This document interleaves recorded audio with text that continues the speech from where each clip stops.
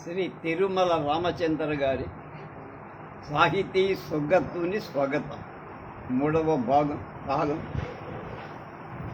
19/8/25. పాతదైన కొత్త దారిన వచ్చిన ఏకాంకిక. దృశ్యం విద్యా విధానం విపరీతంగా విస్తరిస్తున్న ఈ కాలంలో నాటకం అంటే ఏమిటి అని మనం వివరించక్కర్లేదు. ప్రతి విద్యార్థికి తన పాఠ్య పుస్తకాలలో 1 6 అరో నాటకం గురించి తెలుసు. మరి కొంచెం తెలివిగిలవాడైతే నాటకం అతి ప్రాచీనమైందని, మన దేశంలో ముఖ్యంగా తెలుగునాట 2000 ఏళ్లకు ముందు నుంచే ఉందని చెబుతూ తను చెప్పడానికి ప్రమాణంగా గాథా సప్తశతిలోని మాణద్దుమ పరుణ వనప్పస్స మామి సవ్వంగనివ్వు ఈ ఆరస్స అనగూహణస్స బద్ధం రయిన వాడక ఉపవర్వంగస్య మామన్నదుమ వరుసవచనస్య మామి సర్వాంగ నిర్వృతికరస్య అవగూహనస్య భద్రం రతినాటక పూర్వరంగస్య అనే గాథను ఉదాహరించి మనకు ఆశ్చర్యం కలిగించను. పండితులైతే యమి సంవాదం మొదలైనవి ఉట్టంకించి నాటకాల పుట్టుపూర్వోత్తరాలు వేదంలోనే చూసుకోండని అనగలరు. ఇక జానపద సాహిత్యాభిమానులు నాటకం మాట వేదానికి ముందుదే అని వాదించకపో. ఇందుకు మానవుడి పుట్టుకతోనే అనుకరించగల ప్రాణి పుట్టుకతోనే పొటమరించిన రూపకం రూపురేఖల జాతకం కట్టడం కష్టమేనేమో. నాటకం సంగతి ఇట్లా ఉంటే దానికి మాతృక అనదగిన ఏకాంకిక ముందు వెనక్కలు కనుక్కోవడం మరీ కష్టం. ఇతివృత్తాది విభేదాలను బట్టి భరతాచార్యుడు మొదలైన వాడు రూపకాలను అనేక రీతులుగా వింగడించారు. వాటిలో బాణం, వీధి, అంకం, వ్యాయోగం వంటివి ఏకాంకెలని, వాటి రస ప్రాధాన్యాన్ని బట్టి ప్రధాన రూపకాలలో చేర్చారు. వీటన్నిటిలో వీధి అతి ప్రాచీనం. ఎందుకంటే వీధి రూపకానికి అలంకారికుడు నిర్ణయించిన లక్షణాలు సంపూర్ణ నాటకాన్ని ఆముఖమందదాది లక్షణాలు సమానం కనుక విడిగా ఏకాంకికగా అభివృద్ధి అయిన వీధి పాత్రల పరిచయానికి అనుకూలమన్న దృష్టితో నాటకానికి సంపూర్ణ నాటకమని వాడు భావించిన దాని అంగంగా చేర్చారని అనుకోవచ్చు. కానీ ఆధునిక ఆంధ్ర సాహిత్యంలో వికసించిన ఏకాంకిక మాత్రం నూతన ప్రక్రియ అనడం నిర్వివాదం. దీని మూలం సంస్కృతైకాంకిక అయిన దోహదం పాశ్చాత్యం కనుక అదొక అంటుమామిడి. నిజానికి నేటి ఏకాంకిక ప్రపంచ సాహిత్యంలోనే నవ విధానమన్నా తప్పేం లేదు. మాటలు పూర్వాపర విరుద్ధంగా కనిపిస్తున్నాయి కదా. విరుద్ధాంశాలు మాత్రం నేడు నాట్యకళా దృష్టితో దీన్ని మనం ఏకాంకిక అంటున్నాము. దేన్ని అలాంటిది ఈ శతాబ్దం ప్రథమ పాదం వరకు మన సాహిత్యంలో కనిపించదు. బాణం, వీధి, అంకం, వ్యాయోగం ఏకాంకికలే అయినా వాటి తీరు వేరు. బాణంలోనూ వీధిలోనూ 2 పాత్రల మించర. బాణం సంభాషణ రీతి ఆకాశ భాషిత, వీధిలో రసం పూర్తిగా పచ్చి శృంగారు. ఇద్దరే సంభాషించేవారుండటం వల్ల తక్కినదంతా ఆకాశ భాషితంగా శూన్యంగా. అంకపు ఇతివృత్తం స్త్రీల శోకం, వ్యాయోగం స్త్రీ నిమిత్తం కాని సమరం, పౌనిక బాణిక ధోంబి నాట్యరాసకం వంటి ఏకాంకికలన్నీ గొల్ల కలాపం, భామా కలాపం. వీటి లక్షణాలను బట్టి పరిశీలిస్తే ఏకాంకమంటే ఒక్క విషయం కాని విషయాంశం కాని గ్రహించి పరిమిత పాత్రల 1 2 3 మించని పాత్రల చిన్న పాత్రల నాటకమని, నాటకంలో ఆ భాగమని అనుకోవటానికి అవకాశం ఎక్కువ. ఇది నేటి ఏకాంకికకు పూర్తిగా భిన్నం. స్వరూపంలో, లక్ష్యంలో, కళా సౌష్ఠవంలో కూడా. నేడు మనం గుర్తించిన ఏకాంకిక అనేది ఏ దృష్టితోనూ నాటకంలో ఒక భాగమని చెప్పలేం. తద్విరుద్ధంగా పెద్ద నాటకంలో ఉండాల్సిన అన్ని అంగాలు ఏకాంకికలో ఉండాలి. ఏకాంకిక స్వరూపమేమో నాటకం కంటే చిన్నదిగా ఉండాలనేది నిర్వివాదమైన విషయం. 3 గంటల సేపు తెర ఒక్కసారి కూడా పడకుండా రంగస్థలంపై నడిచే నాటకాన్ని ఏకాంకిక అనలేం. 15 నిమిషాలు మొదలు 1 గంట ఎక్కువ వ్యవధి లోపల ఏకాంకిక ప్రయోగం అయిపోవాలి. ఈ అల్ప వ్యవధిలో ప్రయోగం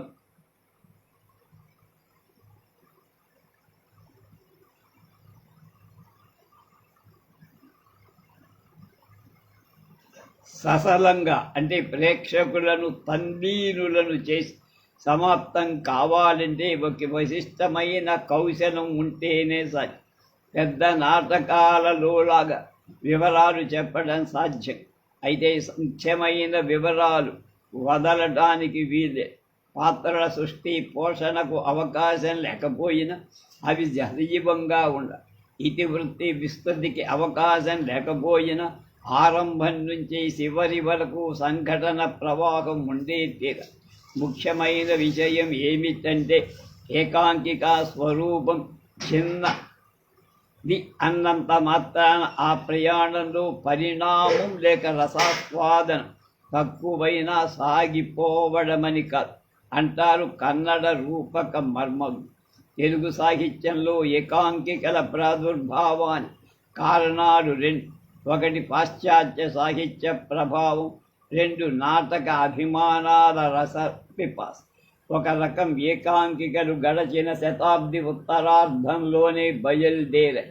అప్పటి సుప్రసిద్ధ నాటకకర్తలు కూడా నాటకాలకు ముందే ప్రహసనాలు వ్రాశారు. అవి ప్రదర్శితాలై ప్రజల మనస్సులను చోరగొని. ముఖ్యంగా పాఠశాలలో, కళాశాలలో తెలుగు ఉపాధ్యాయులు అప్పుడప్పుడు ఇతరులు కూడా తరచు ప్రహసనాలు వ్రాసి విద్యార్థుల ద్వారా అందించడం పరిపాటి అయిపోయింది. కానీ ప్రారంభంలో అదొక విశిష్ట కౌశలంగా దృశ్య కావ్యమనే అభిప్రాయం రచయితలకు అంతగా కలగల. ఇంతలో భాసుని నాట రూపకాలు, ముఖ్యంగా మధ్యమ వ్యాయోగం వంటివి కేరళుల పుణ్యాన ప్రచురితమయ్యాయి. అవి మన పండితులను, పాశ్చాత్య విద్వాంసులను కూడా చకితుల్ని చేశారు. ఏకాంకికలు మనవేనని దొమ్మతో సాహిత్య నిష్ణాతుల ముందుకు వచ్చారు. ఏకాంకిలతో పాశ్చాత్య సంప్రదాయ రీతులలో అలంకరి. అలాంటి మొదటి వారిలో అగ్రగణ్యులు శ్రీ పివి రాజమన్నార్ గారని అనటం అతిశయోక్తి కాదు. మనం కూడా రాజమన్నార్ గారి నాటకాలు లైవ్ చేశాం.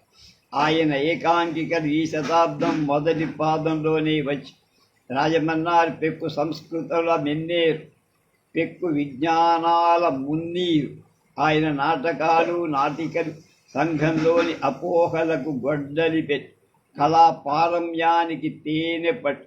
ఆయన తదితర ఏకాంకికలు పోసిన నారులు నేడు పసిడి పంట పండించారు. పలువురు యువకులు ఈ సాహిత్య ప్రక్రియ విశిష్ట రీతులలో తీర్చిదిద్దుతున్నారు.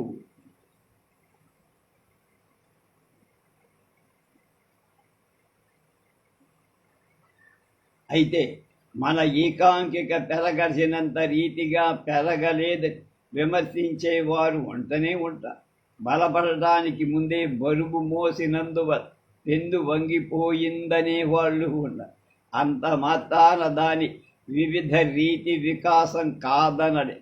అది నేటి నాటక రంగాభివృద్ధికి చాలా తోడ్పడటం కూడా నిరాకరించరాని సత్యం. దాని స్థానమానాల విషయంలో తీర్పు చేసే కాలం ఇంకా చాలా దూరమే. నాటకమైనా, నాటికైనా, ఏకాంకికైనా ప్రజల హృదయాలపై దాని రాజ్యం అతి ప్రాజ్యం. కాళిదాసు అన్నట్టు నాట్యం భిన్న రుచేరర్ధస్య భిన్న రుచేర్జనస్య బహుధాస్యేకం సమారాధనం. నాట్యం భిన్న రుచేర్జనస్య బహుధాప్యేకం సమారాధనం. అది దాని తర్వాత కర్ణాటక భాషాభూషణ కేతన అనుసరణ. అందరిదొక ఉత్తమ మనఃప్రవృత్తి. కొందరి ఏ రమణీయ వస్తువును చూసినా స్వాయత్తం చేసుకోవాలని చేసుకోక అలాంటిది తమ పరిసరాలు సృష్టించుకొని సంతోషిస్తారు. కృష్ణరాయుడు కళింగ గజపతిని గజ్జిబిజి చేసి సింహాచలం సందర్శించారు. అక్కడి సౌందర్యం గాంభీర్యం ఆయన మనసు హత్తుకొని తన విజయనగరంలో ఉగ్ర నరసింహుని మహామూర్తిని నిర్మించాడు. తిరువనంతపురం సుమనోహర దృశ్యం అనుదినం తన కన్నుల పండుగ చేయటానికి అనంత శయన గుడిని కట్టించాడు. కేతనది కూడా అలాంటి ఉత్తమ ప్రవృత్తే.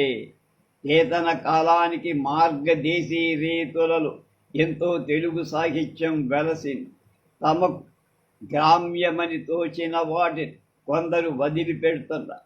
కానీ దేశీ కవులు, ముఖ్యంగా శివ కవులు, ప్రజల నాలుకలపై నిరంతరం నెలవు కట్టుకుని ఉన్న ముచ్చటైన పలుకుబళ్లను స్వేచ్ఛగా వాడుకున్నారు. ఇప్పుడు కొన్ని ప్రాంతాల వాడుకలలో ఉన్న వాండు, పేండ, పొంత, పాంత, కూంతురు అన్న రూపాలు నన్నయ్య కాలానికే కొందరు వాడారు. కూంతు సరియ పోల్ప కాంతలందు అని దక్షారామంలో సోమలదేవి శాసనంలో కూడా కూంతు, కూతురు బదులు కూంతు అనే పదం ఎక్కిందన్న మాట ఇప్పుడు నిడుపుల మీద నెరవనున్నవాడు పదాలు అప్పటికి చాలా వాడుకలో ఉండేవే కదా. కానీ అలాంటి కొన్ని మాటలు శిష్ట వ్యవహారంలో ఉండలేదు కాబో. నన్నయాదుడు తదనుయాయులైన మార్గకవుడు వాటిని గ్రంథస్థం చెయ్య. ఈ ఉభయ పక్షాల ప్రయోగాలు సామరస్యం చేకూర్చి భాషను వ్యాకరిద్దామనుకున్నాడు కేతన్.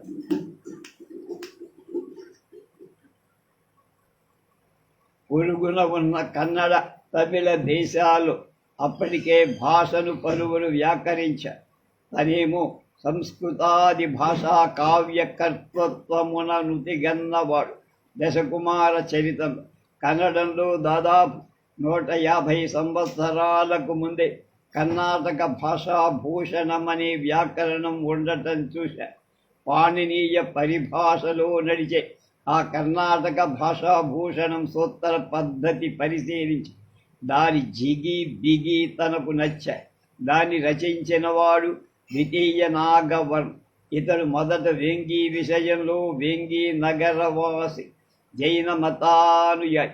వేంగి విషయంలో రాజకీయ కల్లోలం ఏర్పడగా కన్నడ దేశానికి వలస వెళ్ళి తుంగభద్రా తీరంలో హోళలు, ఇప్పటి హోళలు పట్టణంలో స్థిరపడి అతని తక్కిన రచనలు కావ్యాలోకన, ఛందోబుధి, వస్తుకోశ, కాదం వీటన్నిటినీ కేతన చూశాడు లేదో కానీ కావ్యాలోకన అనే లక్షణ గ్రంథాన్ని మాత్రం చూశాడనే నా నిశ్చయం.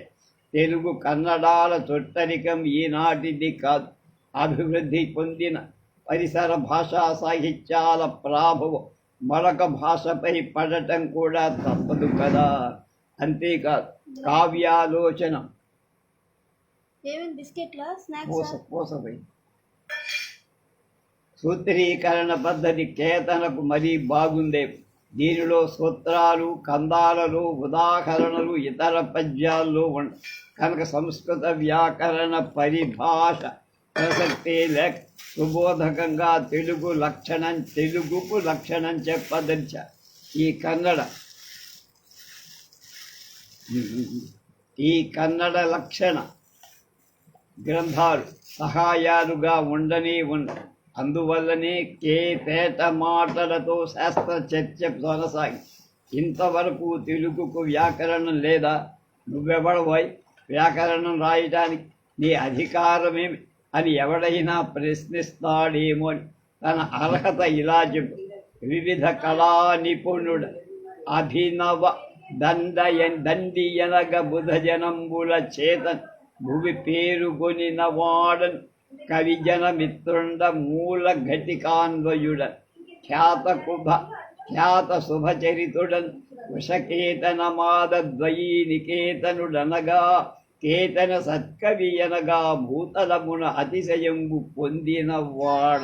మళ్ళా ఒక వివిధ కళా నిపుణుడ అభినవ దండియనంగ బుధజనంబుల చేతన్ భువి పేరుగొనిన వాడ కవిజన మిత్రుండ మూల ఘటిక అన్వయుడన్. మూల ఘటిక కేతన అన్నమాట. ఖ్యాత శుభచరితుడ వృషకేతన పాదద్వయీ నికేతనుడనగా కేతన సత్కవియనగా భూతలమున అతిశయంబు పొందినవాడు.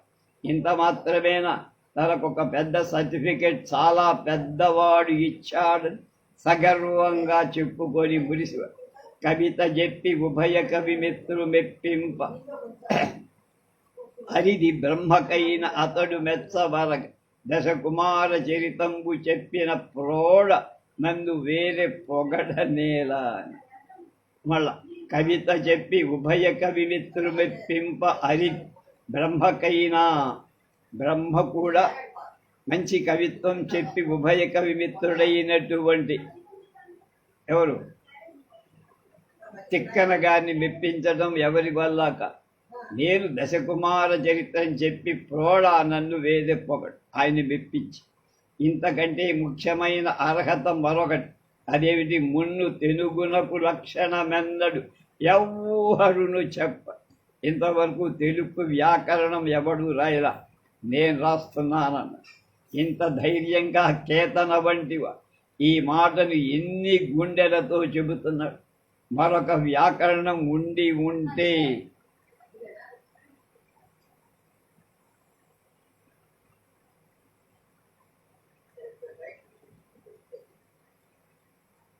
అది నీ తిక్కన కాలంలో కనుక ఈ చెప్పెద విద్వందికరము మదిమెచ్చగ నన్నయ భట్టాది కవి జనంబుల కరుణం.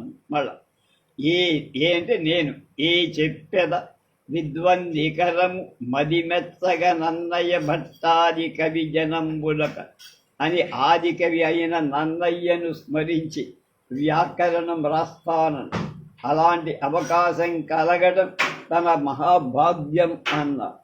సంస్కృత ప్రాకృతాది లక్షణము చెప్పి తెలుగునకు లక్షణము చెప్ప కునికి ఎల్ల కవి జనంబుల నేరమి కాదు నన్ను ధన్యుగావింప తలచిన తలుపుక.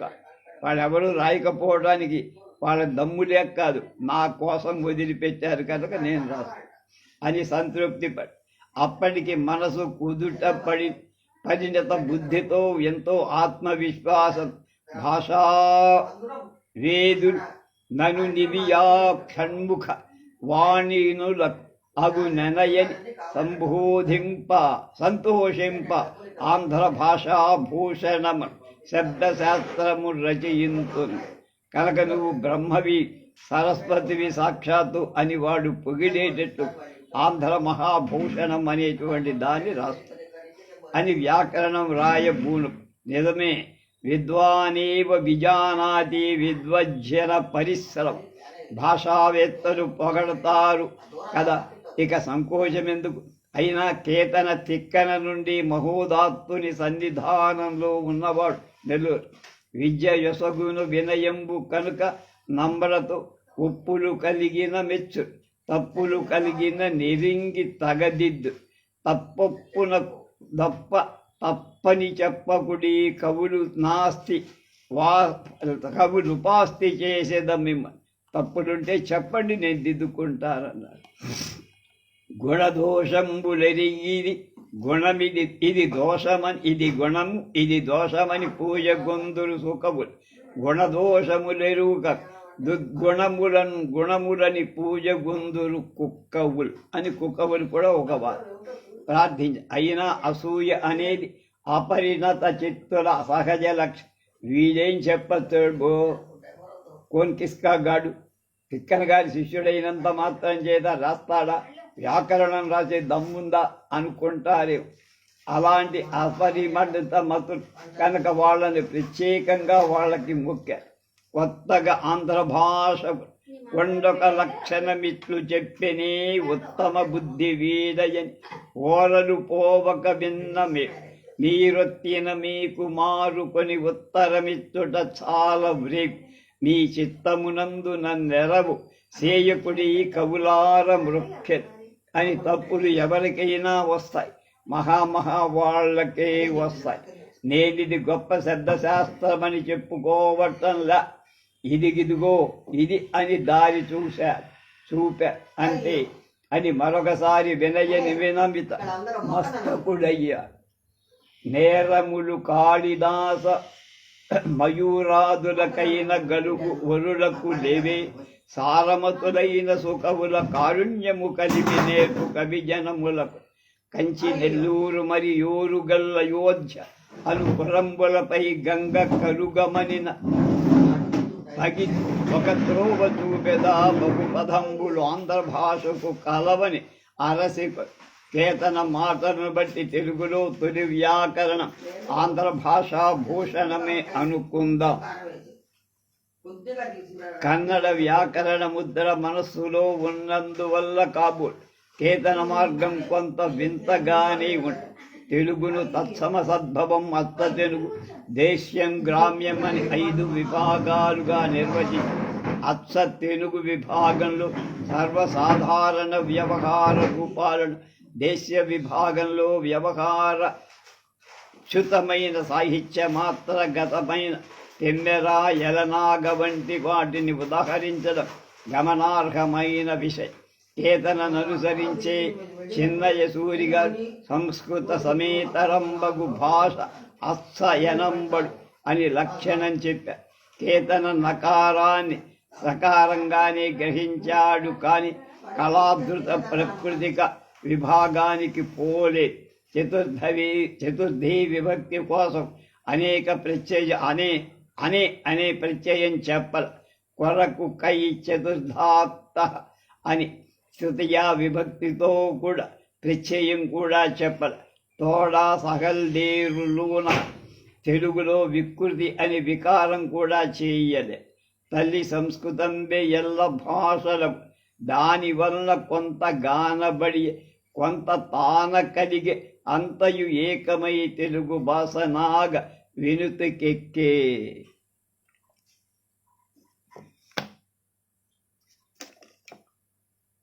అని ముద్దుగా చెప్పుకుంటూ పోయారు. శివకవులు విరివిగా ప్రయోగించిన తింట, కొంట, వింట, అంట అనే ప్రయోగాలు కొన్నిటిని గ్రహించి నిష్పాక్షికంగా వ్యవహరించాడనుకో.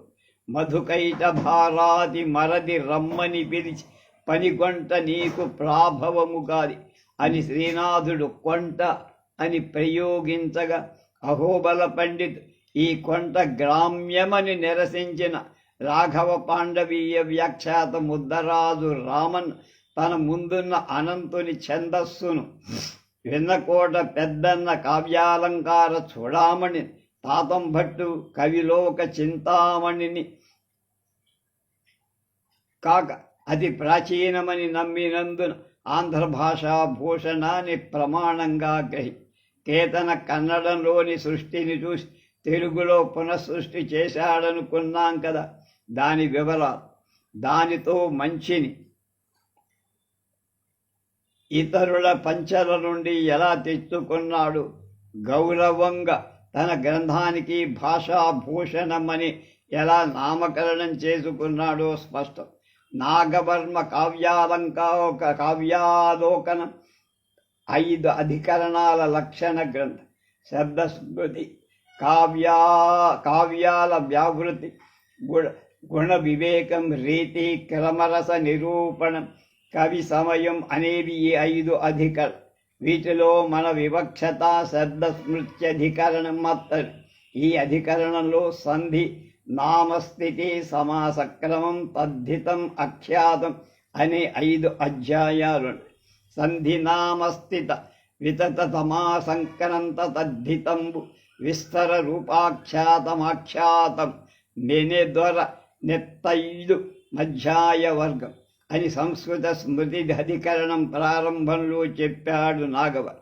కావ్యాలోకంలోని లక్షణాలు కందాలలో ఉదాహరణలు ఇతర వృత్తాల్లో ఉంటాయని ముందే చెప్పుకున్నాం.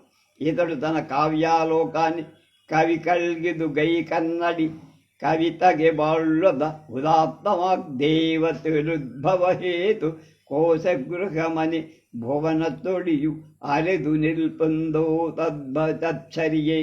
కవులకిది చేతి అద్దం, కవితా జీవితానికి మూలం. ఉదాత్త వాగ్దేవతకు ఉద్భవ హేతు కోశగృహం వంటి ఇలాంటిది విశ్వవ్యాప్తి చెయ్యటం ఆశ్చర్యమా అని పొగడుకున్నాడు ఆయన. ఇక నాగవర్మ రచించిన కర్ణాటక భాషాభూషణం పాణిని అష్టాధ్యాయిలాగా సంస్కృత సూత్రాత్మక. అతడు అష్టాధ్యాయి సూత్రాలను ముఖ్యంగా సంధి స్త్రీ ప్రత్యయాధికారాలలోని సూత్రాలను యథాతథంగా అతికించుకొని తన గ్రంథంలో చిత్రంగా. ఈ సూత్రాల నివృత్తి కూడా సంస్కృతంలోనే.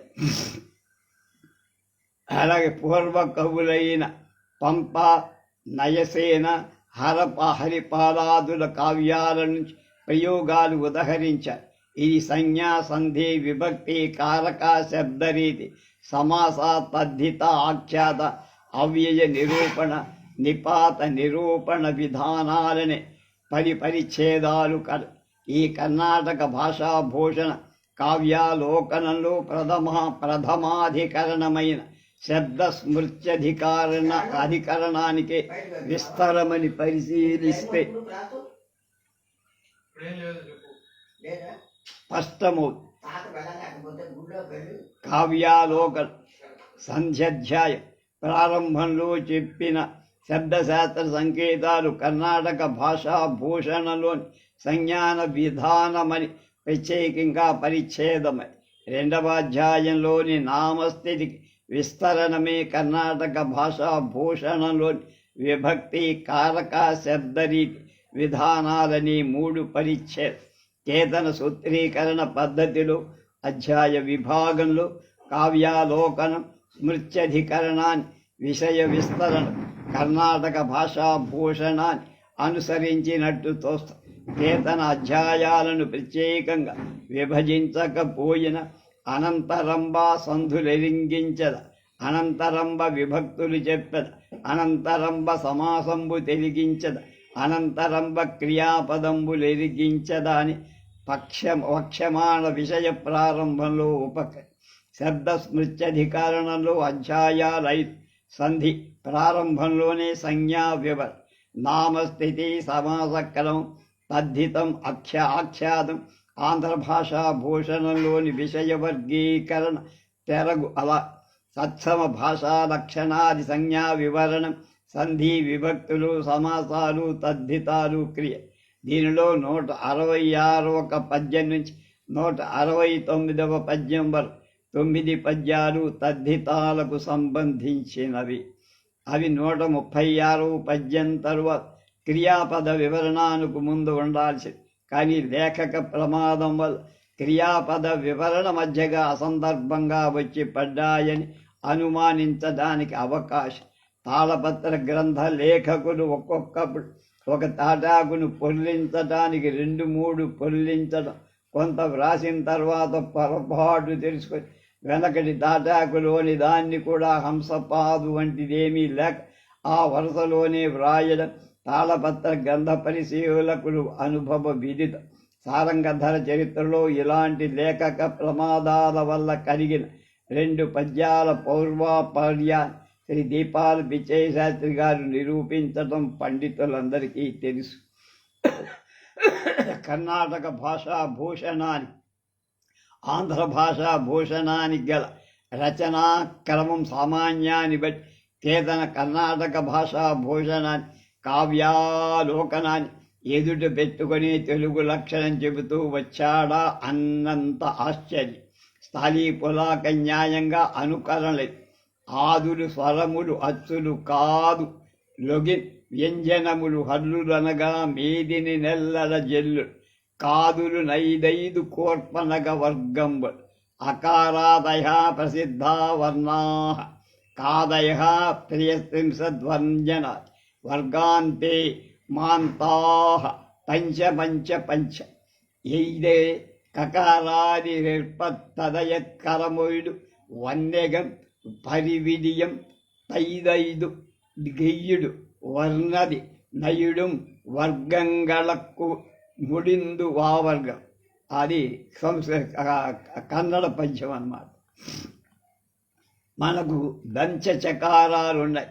కేతన అనుసరణ ప్రవాహంలో కొట్టుకుపోయి కన్నడంలో ఐదైదు గెయ్యుడు వర్ణది నయుడుం వర్గంగళక్కుడు అన్న విధంగా ఐదైదు కూర్పునలగ వర్గంబులను మొదటి పదం తుది వర్గం వదలక పై పదము మొదటి వర్ణము తోడన్ కదియ సంధులు నాదగు విదితపు తత్సంధులెల్ల వివరింతుతగ పరస్పర సన్నికర్ష సంహితా అని సంధౌవై సర్వే సర్వసశ్చ లోపక విస్మృతి స్వరేవ వరతో షష్ఠితే అచ్చుగ ఔర యచ్చులపై అచ్చుగ ఔరా అచ్చులపై అచ్చు ఎకారంబు దాచు అబలా ఏదే ఇచ్చయ పూర్వముకో యచ్చరువై అచ్చైర్వై యునికిని నా ఉదాహరణంబులు ఈ వర్ణైకారేకారేభ్యో యః అనంతరంబ విభక్తులు చెప్ప తతో విభక్తయ నెలలనగ దళ పలలన చిలుక చిలుకలనగ జగతి చిల్లుట జలన సుమన్ సుమింకు ఎరదోళ్ అది దాని కన్నడం. గురునికి గురునకు ననగా బలగగ బాలునికి ననగ బాలున కనగా గరగకు గొరగకు గనగ దరమున కురమునకు నాను ఉదాహరణంబుల్ ఉకారాంత తృతీయాదిష్విన్ ఆగమో భవత్ అనే ప్రయోగం గురువిన నీతిజ్ఞం గురువుని మత్ కరివచ్చన్ గరినెక్కెను గరిచేతంజచ్చే గరికి గవనము పెట్టెను. అలాగన్న కరియపు అరివల్లివు గిరిగిరి ఎల్లివు కరీంద్ర మల్లిమ గిరిపో అని కావ్యాలోకం సంస్కృత కన్నడం. సమ్ముఖంబు సేయునది సంబోధకం దేవా మాచే నాకు నాబలనం నాదనంబు నాయందనగా దేవా మాచే మాకున్ మావలన్ మాదనంబు మాయందనగ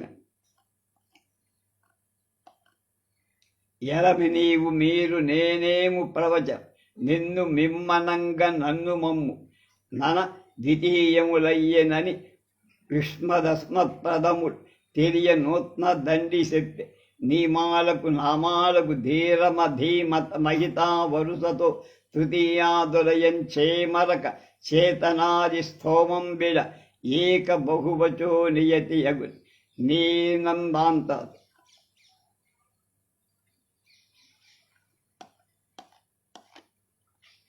లది ఏకాక్షర పదము వెదిగా దక్కిన పదములు వెలసిన తుది ఎత్తుల నిడుపు ఉడుప శనగును ఇలా ఎప్పటి ఎత్తుయుండు నీ ఎంతో స్త్రీయన ధీయన స్త్రీయన ఈ ఏకాక్షర పదంబులీ క్రియ జనుగౌ గౌరీయన గౌరియగున్ వాణీయన వాణియగు మణియను చోటన్ మణీయను చోట అకార కైకల భూకృతమేకారం బహుళ మక్కువ మీదూదంత కేరా క్షర పదమడియే నిరాళకుం హ్రస్వమక్కుం వెల్లెడెంలోళం కన్నడ కావ్యాలంక ఎలమావి మొక్క కెంజిగురలంబుల నాగనవి ఉదాహరణం పేరని ఎడి శబ్దంబు పో పారం బెరుగునకు పెదల అధికత తెలుపు బెరాకది పేరామని పేరా ముదపాకులనగ బేరింపగన్ తెలుగు పదంబుపై పెంపనంగ సంస్కృతము చెల్లు నొక్కొక్క చోట మును సుఖవీంద్రుడు కుతులను పనికొని రచయించినట్టి పరిపాటి మెయిన్ ఏకపదముపై గాడు నెర్పెల్లదెలు గొనగు బలిమికాడు కొండెకాడు చనువుగాడు చెలిమికాడు జాడగాడు జోదగాడు బందికాడన నెల్లడ బరగుసుండు. తెలుగునకు లక్షణము భువి అలవడు క్రియ దండి చెప్పే అభిధానము లోపల చెప్పిన క్రియలన్నీ తెలియుడు సత్కవులు మేలు తేటపడ. దాదాపు 30 సంవత్సరాల క్రితం శ్రీ వేటూరి ప్రభాకర శాస్త్రి గారి గోష్ఠిలో ఆంధ్ర భాషాభూషణ ప్రస్తావన వచ్చి కర్ణాటక భాషాభూషణం, ఆంధ్ర భాషాభూషణం నామ సాదృశ్యాన్ని బట్టి ఏవైనా పోలికలుంటాయేమో చూడండి అని విన్నవించారు. పరిశీలించవలసిందే. మన ప్రాచీనులంతా కన్నడాది భాషలు వచ్చిన వాడే అన్నారు శాస్త్రి. తర్వాత పరిశీలించగా ఈ పోలికలు కనిపించాయి. నా దురదృష్టం వల్ల శ్రీ శాస్త్రి గారి దీన్ని నివేదించే సదవకాశం పోయింది. పండితులు దీన్ని పరిశీలించగోరుతున్నానని తిరుమల రామచంద్ర గారు ఎంత సవినయంగా చెప్పారో చూడ. రేపు నవకవులలో పాశ్చాత్యుల భావ చిత్రణ అనేటువంటి విషయాన్ని చెప్తారు. దాన్ని తెలుసుకోండి.